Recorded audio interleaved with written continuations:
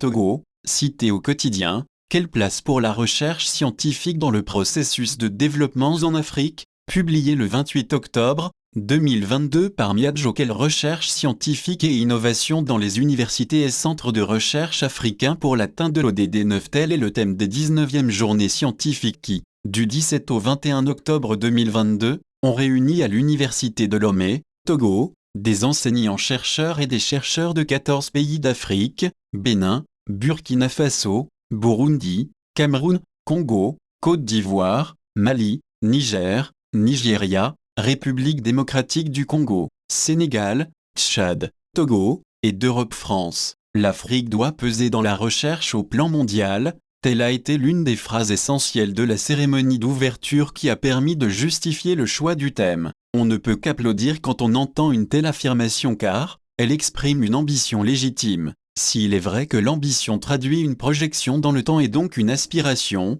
sa seule expression ne constitue pas, cependant, une condition suffisante pour sa réalisation. Et c'est à ce niveau que la question incontournable, si l'on veut tenir un langage de vérité nécessaire à tout chercheur, est de se demander si les pays africains se donnent réellement les moyens pour une telle ambition ou bien si la grande-messe scientifique, qui va de pays en pays, n'est, en réalité, qu'un rendez-vous du constat d'absence des conditions de possibilité de réalisation de l'ambition affichée en lien avec le contenu du numéro 9 des objectifs du développement durable. Au fait, que dit ce numéro 9 des ODD? Il est ainsi formulé: mettre en place une infrastructure résiliente, promouvoir une industrialisation durable qui profite à tous et encourager l'innovation. Nous trouvons là des éléments essentiels, en particulier l'innovation et l'industrialisation, aptes à servir de lieu de questionnement de l'ambition en vue de mieux appréhender les conditions de sa réalisation. Pour que l'Afrique pèse dans le monde au XXIe siècle, peut-elle se passer de créativité et d'inventivité?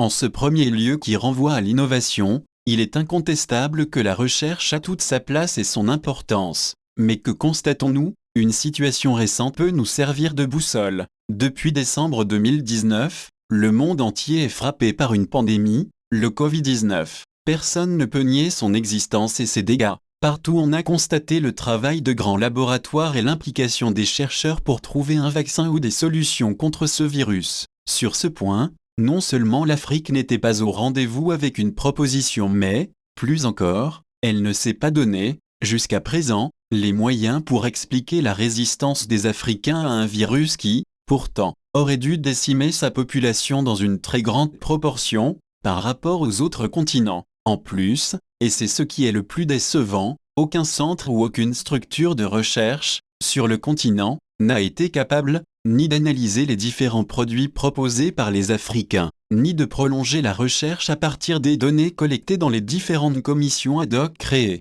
Que sont devenues ces commissions? À quelles conclusions ont-elles abouti? Ont-elles trouvé des pistes intéressantes? Leur silence est-il le fruit d'une absence de résultats ou de la peur de déranger de grands lobbies? Mais surtout, ont-elles eu les moyens nécessaires, indispensables à la mesure de leur mission? En effet, l'innovation exige des compétences mais elle présuppose également un cadre adéquat favorisant la mise en œuvre et en action des compétences. C'est à ce niveau qu'elle requiert des investissements financiers et matériels, constituant l'attestation d'une volonté politique efficiente et désireuse d'apporter quelque chose à un pays, à un continent et à l'humanité. Bref, au regard de ce qui a été vécu au cours de la crise sanitaire et de ce qui est observable dans les pays africains, peut-on dire que l'innovation est une priorité pour les pays du continent? La réponse serait difficilement positive car ni les pays, ni les structures régionales comme la CEDEAO, ni les structures continentales comme l'Union africaine, n'ont presque rien d'envergure dans leur agenda et qui exprime l'ambition d'innover.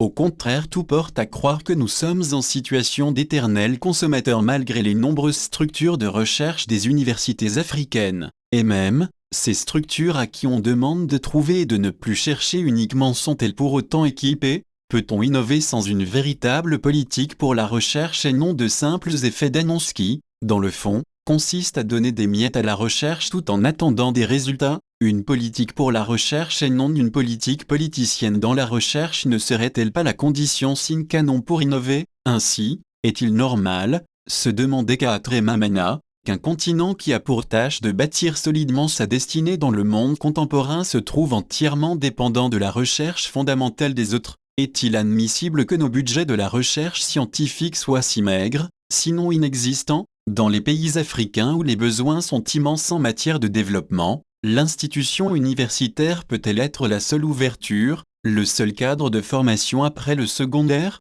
L'absence de structures éducatives diversifiées et performantes peut-elle être un signe d'ambition pour un développement par l'innovation mais aussi par l'industrialisation? En effet, pour ce qui est de l'industrialisation, le diagnostic est encore plus grave. Car comment comprendre qu'un continent qui a d'immenses richesses dans son sous-sol ne soit championne que dans l'exportation des matières premières, sans industrie locale de transformation apte à lui donner une certaine autonomie économique et politique, et au moins l'autosuffisance alimentaire? Comment expliquer que la seule fierté pour un continent consiste à continuer d'appliquer les politiques de la Banque mondiale qui ne l'encouragent qu'à exporter? Le choix de l'absence d'industrie de transformation, obligeant, presque, à tout importer, est-il à la mesure de l'ambition de l'Afrique qui veut peser dans le monde du XXIe siècle? La politique du consommer local sans croissance du produire local, peut-elle être le chemin de l'ambition d'un grand continent? Comment lutter contre l'émigration, la fuite des cerveaux sans l'édification d'industries en plusieurs domaines,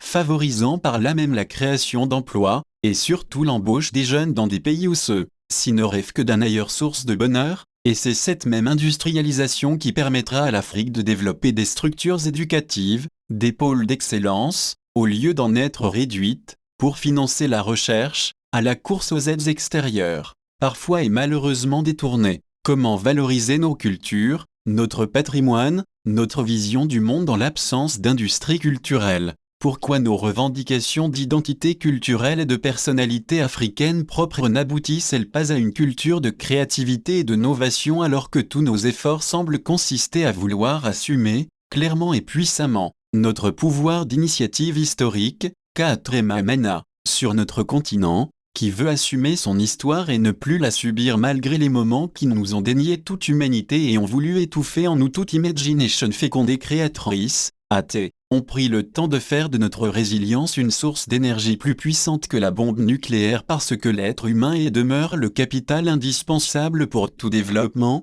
Cependant, fondamentalement, pour que les événements scientifiques ne soient pas partout en Afrique une sorte de grand-messe sans lendemain, la condition préalable pour une véritable recherche au service du développement est un environnement donnant à chacun de jouir de sa liberté d'expression et favorisant l'esprit critique, c'est-à-dire admettant une pensée capable de bousculer les évidences et les acquis antérieurs. Le plus important, enfin, c'est que ce continent sache que le développement se pense d'abord avant d'être une affaire technologique. L'Afrique a donc besoin non seulement de techniciens et d'ingénieurs, mais d'abord de penseurs du développement en lien avec la recherche.